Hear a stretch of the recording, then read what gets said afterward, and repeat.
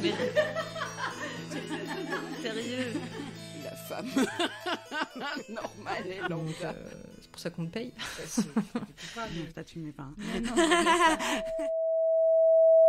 Salut, moi c'est Alfred. Bienvenue dans cette édition bonus des Femmes Savantes, un format court de discussion autour d'une anecdote avec l'une des personnes que j'ai interrogées.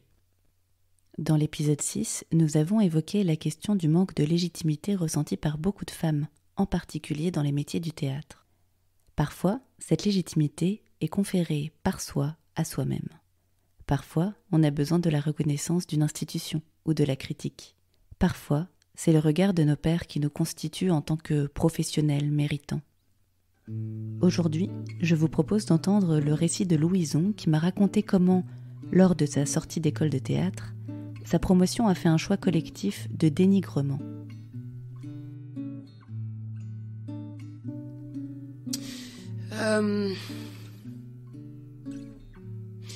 En fait, putain, c'est chaud.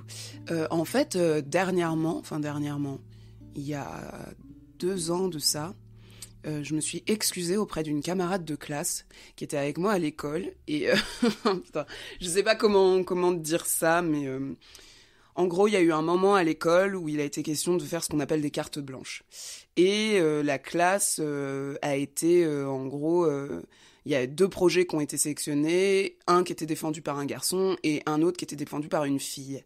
Et en fait, ça serait dur de remonter à comment, quand, tu vois, mais il y a un truc qui s'est passé très clair, c'est que unanimement, on s'est rangé du côté du projet du garçon. C'est-à-dire, on faisait des répètes jusqu'à minuit, on se donnait, tu vois, à donf. Mais quand je te dis à donf, c'était en même temps très bien, très gratifiant, parce que tu avais l'impression de monter un projet de A à Z. Et en même temps, pour le projet de la fille, résistance, insolence à son égard, un manque complet de respect pour les horaires de répétition, pour l'histoire qu'elle essayait de défendre, qui était aussi une histoire très personnelle. Elle était également autrice du projet, etc. On était malfaisants, tous collectivement, tu vois. Et si bien qu'à la fin, quand il a été question de produire le projet, c'est-à-dire d'aller le jouer devant des professionnels, etc., de vraiment monter une production, on a tous dit « Ouais, mais elle, en fait, on n'aime pas, donc on aimerait bien produire le projet de l'autre. » Mais c'était d'une violence, si tu veux, qui était complètement injustifiée à l'époque, et qui, elle, en plus, l'a plongée dans une angoisse incroyable, mais dont on n'avait même pas idée, tellement on était convaincus que ce qu'on faisait, c'était genre righteous, tu vois, que c'était le truc à faire. Et je me suis excusée il y a peu de temps auprès d'elle, parce qu'en vrai de vrai, c'était une attitude qui était sexiste. Et sauf qu'à l'époque, je crois que moi, j'avais pas les clés d'analyse de ça. Qu'il y avait... quand bien même, en fait, elle aurait proposé le projet idéal, elle aurait quand même rencontré une forme de résistance. Pourquoi ? Parce que ce qui comptait, c'était vraiment... le projet de ce gars-là et finalement l'opinion de ce gars-là. Enfin, je sais pas comment expliquer. Il y avait un truc un peu de alpha, tu vois, un délire un peu ouais, c'est le meneur du groupe, donc on va tous le suivre à la mort et voilà. Et la petite meuf, elle peut bien aller se faire foutre avec sa pièce, tu vois, dont on comprend rien et on s'en fout, tu vois. Et en fait.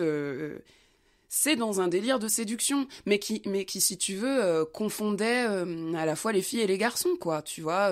Il fallait qu'il y ait un meneur, et le meneur devait être une personne avec un pénis, tu vois. Genre, c'était inenvisageable qu'une fille puisse avoir une idée, puisse avoir un texte, puisse avoir une mise en scène, tu vois. Mais pour qui se prenait-elle, tu vois ? Quelle audace que de penser qu'elle pouvait faire de la mise en scène, elle, tu vois. Et je me suis tellement excusée et je m'en suis voulu, en fait, quand j'ai commencé à comprendre à quel point je m'étais laissée avoir par ça. Et que si j'avais été à sa place, mais j'aurais tapé une dépression, mais de la lune, enfin, tu vois. Et j'en ai discuté avec elle et elle m'a dit, ouais, effectivement, c'était extrêmement dur. C'est extrêmement dur, ça a sapé ma confiance en moi, ça a vraiment, miné un truc... Et je me suis dit, voilà. Donc, elle, c'est finalement un exemple parmi tant d'autres de ce que l'école peut produire, tu vois.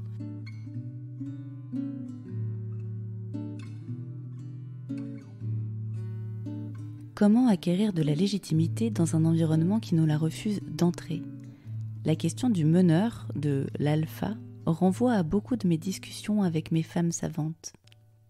Mais si l'on prend du recul sur le moment d'effervescence, que reste-t-il vraiment ? Quand Louison a pris conscience que les conditions de travail que s'imposait ce groupe étaient néfastes, au début, elle s'est heurtée au déni. Dernièrement, parce qu'il y a eu un moment où, quand on a décidé de poursuivre ce travail, donc en dehors de l'école, mais toujours sous l'égide de l'école finalement, il y a eu un moment où je me suis un peu semi-rebellée. Il y a eu un moment où j'ai dit, je pense très clairement que ce que nous faisons, en tout cas la manière dont nous menons ce projet est extrêmement malsaine. Je pense qu'il y a un rapport très malsain qui s'est créé entre nous et cette personne. Et tout le monde m'a dit que j'étais une casse-couille.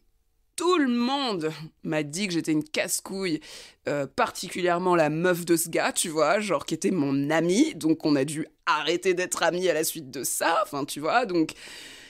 ça ramène, ne serait-ce que d'en parler, ça ramène beaucoup de choses, mais récemment, de 2 ou 3 personnes différentes, j'ai entendu des en fait, t'avais raison. C'est le syndrome de Cassandre. La meuf qui dit c'est horrible, les gars, faut qu'on arrête. Et tout le monde dit ah, ta gueule. C'est un peu ce qui est en train de se produire là maintenant, où tout le monde me dit mais en fait, t'as trop raison. En fait, c'est pas très bien. En fait, je crois que je retravaillerai plus jamais avec lui.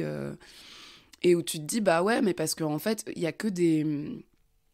Il y a pas que des comportements toxiques, il y a aussi des révélateurs de ça. Et moi, je me suis rendu compte de ça et je me rends compte aussi à quel point le groupe est fort quand il s'agit de suivre aveuglément un leader charismatique. Dit-elle en faisant référence à tous les événements historiques horribles. Non mais du coup c'est vrai, enfin tu vois, c'est vrai quoi. Et c'est le moment où on atteint le point Godwin des femmes savantes. Plus sérieusement, des leaders charismatiques dans les métiers de la scène, il y en a énormément.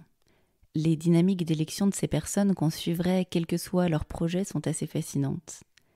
Et la légitimité du meneur va puiser autant dans ces dynamiques d'élection que dans sa capacité à valoriser son travail à ses propres yeux. Et en fin de compte, devant la multiplicité des créations théâtrales qui sont là, dans notre paysage, en bas de chez nous, dans nos théâtres, etc., comment dire, il y a derrière ça des personnes qui sont persuadées d'être géniales aussi. Mais en même temps, je comprends, parce qu'il faut en avoir une sacrée paire aussi pour faire ce qu'on fait, tu vois, et dire, allez, mon génie. je vous offre mon génie. Tu vois, il faut en avoir une sacrée paire. Mais, je sais pas, hein, parfois il y a aussi énormément de classe derrière l'humilité, hein. Et c'est sur cette jolie phrase de fin que je vous laisse à votre journée. Merci à Louison pour son témoignage et merci à vous qui l'écoutez. On se retrouve très prochainement pour un nouvel épisode long des Femmes Savantes. Et d'ici là, courage, ne lâchez rien.